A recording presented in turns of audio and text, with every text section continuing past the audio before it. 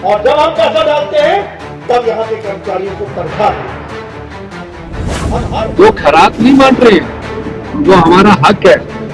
तो इस सरकार की बात उन्हें शोभा नहीं देती। नड्डा जी को ये ज्ञान शोभा नहीं देता कि वो इस प्रकार की बात करें। वो एक राष्ट्रीय पार्टी के राष्ट्रीय अध्यक्ष भी है।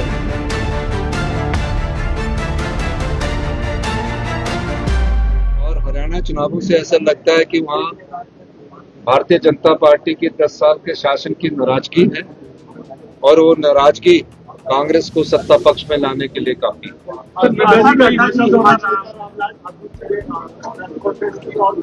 हिमाचल आए थे, उन्होंने कहा कि अगर केंद्र मदद ना करे तो एक दिन भी हिमाचल की सरकार नहीं चलेगी। नड्डा जी केंद्रीय मंत्री है, हमारा बड़ी अच्छी बात है। नड्डा जी राष्ट्रीय भारतीय जनता पार्टी के अध्यक्ष है।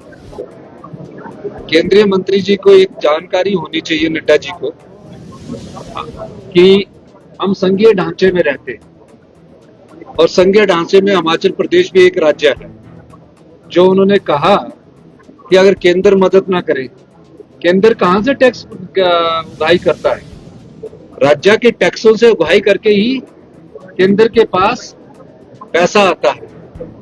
वो खराब नहीं मान रहे हैं, वो हमारा हक है। डेफिसिट ग्रांट है, वो हमारा हक है। जो सेंट्रल स्टेट टैक्सेस का जो शेयर हमें मिलता है, वो यहाँ के जो जीएसटी बनी है उसमें हमारा हक है। तो इस प्रकार की बात उन्हें शोभा नहीं देती। और अगर किसी पार्टी ने पहुंचाया है तो पिछली भारतीय जनता पार्टी की सरकार है। और जिस प्रकार की भारतीय जनता पार्टी की सरकार ने हेल्थ सेक्टर को नुकसान पहुंचाया है, उसमें उभरने में मौका लगेगा। पर हमारी सरकार व्यवस्था परिवर्तन के द्वारा 1 वर्ष के भीतर इन संस्थानों को मजबूती प्रदान करेगी।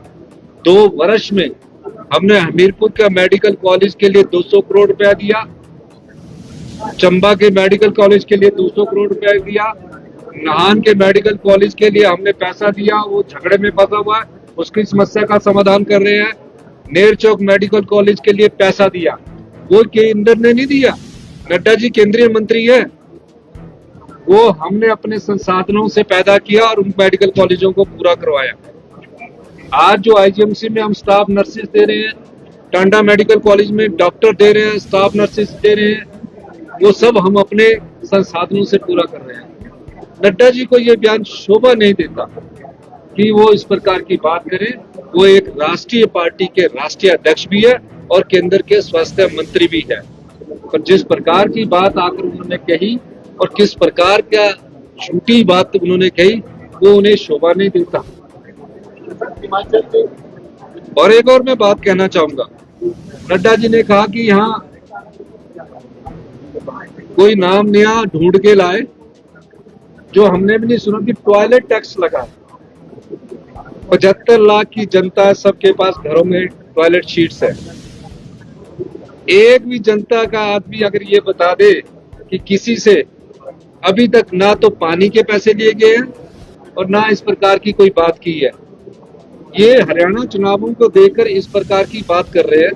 और पत्रकार बंधुओं को भी ये याद रखना चाहिए कि 2018 में जयराम ठाकुर जी की सरकार थी, उस समय उन्होंने होटलों पर एडिशनल शीट जो लगनी थी उसके लिए सीवरेज का लगाया था, हमने उसको भी माफ किया है।